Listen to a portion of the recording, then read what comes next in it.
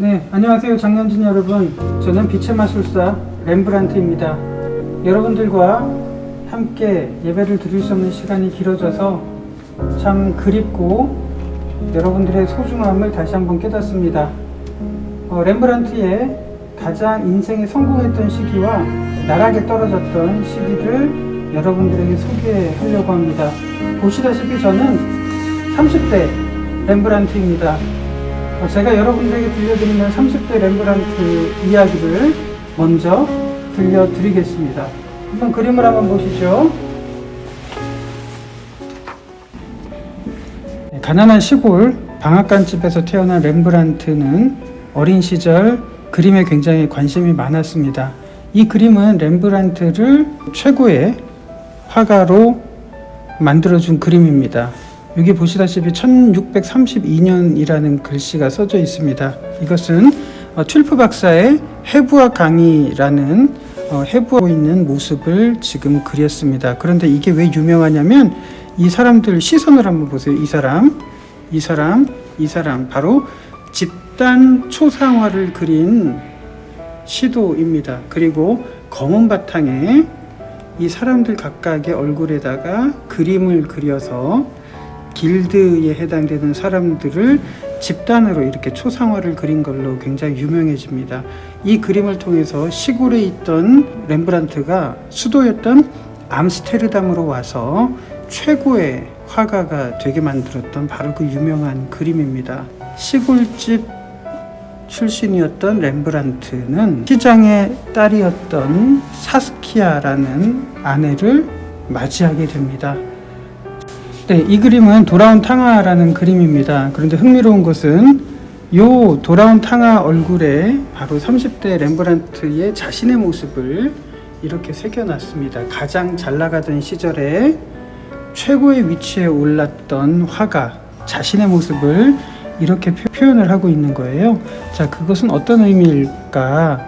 렘브란트는 가장 잘 나가던 시절에 바로 그것이 하나님과 오히려 멀어지고 하나님으로부터 떠난 상태가 아닐까 하는 그런 조심스러운 마음으로 아버지를 떠나서 먼 나라에서 흥청망청하고 있는 그 모습을 자신의 얼굴을 그리면서 이렇게 표현을 하고 있습니다. 인생의 최고의 위치에 올랐고 이 공작을 보시면 바로 자신의 마음속에 허영이라는 것이 깃들어 있다는 것을 이렇게 표현을 하고 있는데, 인생의 최고의 순간에 올랐지만 혹시 이것이 하나님과 멀어지는 것은 아닐까 하는 그런 마음으로 선술집에 있는 돌아온 탕아라는 그림을 이렇게 표현을 했습니다. 네, 최고의 초상화가였던 렘브란트가 그린 어쩌면 가장 유명한 그림 중에 하나일 건데요. 1642년에 그린 야간 순찰이라는 그림입니다. 아까 튠프 박사의 해부학 강의를 보셨듯이 이 그림 역시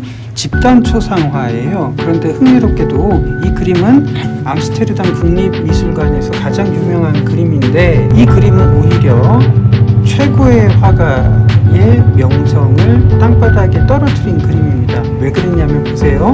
여러 사람의 집단 초상화가 그려져 있는데 이 두 사람의 모습은 제대로 그렸지만 어떤 사람들은 이렇게 조그맣게 그리기도 하고 얼굴에 반만 나오기도 하고 옆모습이 나오기도 하고 이런 모습입니다. 그러니까 의뢰인들이 이 그림을 마음에 들어하지 않았던 거죠. 그럼에도 불구하고 렘브란트는 자신의 소신을 굽히지 않습니다. 이로 인해서 많은 고객들이 렘브란트로부터 떨어져 나가고 그것은 곧 경제적인 몰락을 가지고 옵니다. 그 이후에 아내였던 사스키아가 죽고 경제적으로 나락에 빠지기 시작했던 시점이 바로 이 그림을 그리고 난 이후의 상황입니다.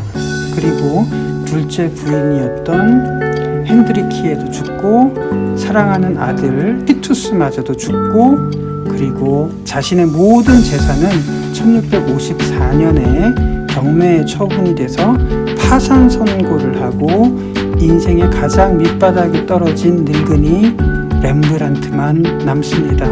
유럽을 휩쓸었던 흑사병, 그로 인해서 많은 사람들이 죽고 사랑하는 사람들이 떠나고 그리고 가난한 삶이 되어서 인생의 밑바닥에 떨어진 렘브란트의 이야기입니다. 이 그림을 한번 봐주시겠습니까? 저의 마지막 유언과도 같은 그림입니다. 제 인생의 모든 것이 이 그림에 담겨 있지요. 네, 이 그림은 돌아온 탕아라는 그림입니다. 아버지 품을 떠난 둘째 아들이 아버지의 품에 안겨있는 그림인데요. 주변에 있는 여러 사람들이 집을 나갔던 아들을 지켜보고 있습니다. 자신을 맞이해주는 사람은 이렇게 아버지밖에 없는 것이죠. 바로 사랑을 받을 공동체가 없는 현실, 완전히 몰락해서 파탄에 이르렀던 바로 그런 현실을 이 그림을 통해서 표현을 하고 있습니다.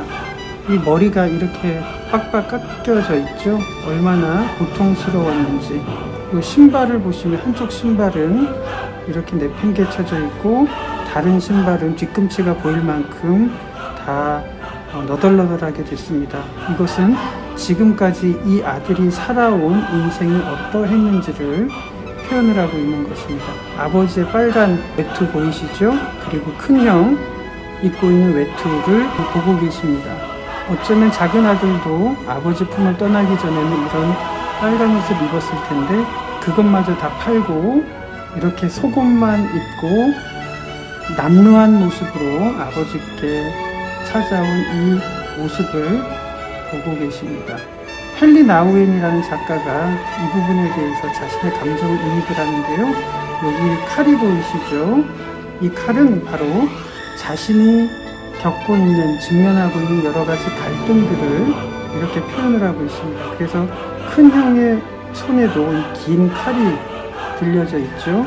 바로 자신이 사회 속에서 대면하면서 겪고 있는 갈등들, 그것을 지금 말하고 있습니다.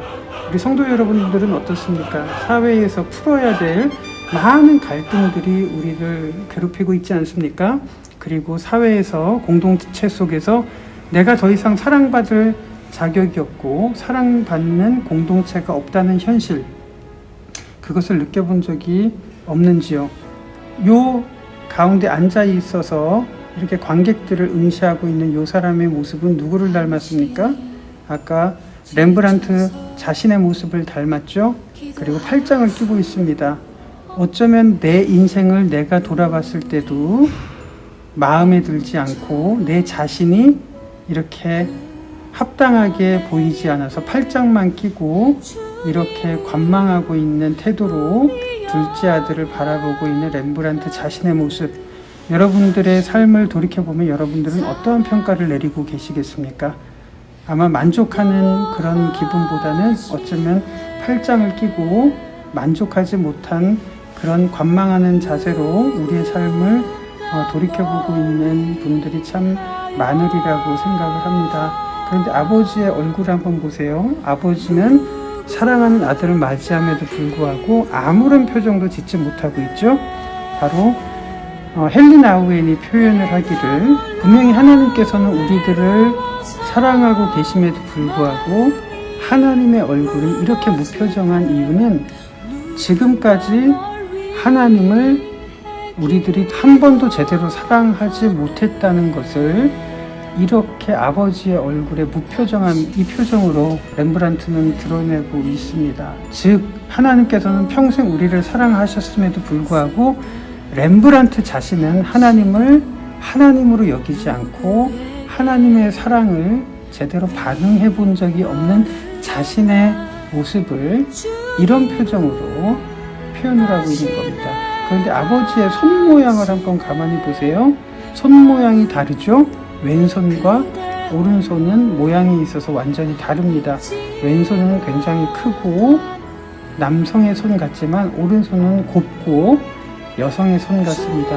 하나님의 사랑이 아버지의 사랑과 어머니의 사랑으로 우리를 감싸 안아 주시지만 정작 우리들은 하나님의 사랑을 한 번도 표현하지 못하고 반응하지 못했던 그러한 모습으로 우리들이 살아오고 있지 않았나 생각을 합니다. 1660년대에 유럽에 흑사병이 휩쓸고 난 다음에 여기 보시면 두 번째 부인이었던 핸드리키에도 세상을 떠납니다. 아무것도 남겨져 있지 않는 상황에서 그린 이 돌아온 탕아라는 아주 유명한 그림을 여러분들께서 보시고 계십니다. 여러분들에게 고통이 있다는 것은 이러한 예술작품을 받아들일 완벽한 준비가 되어 있다는 것입니다. 이 예술작품이라는 것은 고통으로 만들어진 것이기 때문에 그렇습니다. 지금까지 이 렘브란트가 전해드린 이 인생의 이야기가 여러분들에게 작은 울림이 되었기를 바라면서 이곳에서 여러분들과 다시 만나서 함께 예배드리는 날을 진심으로 소망하며 기도합니다.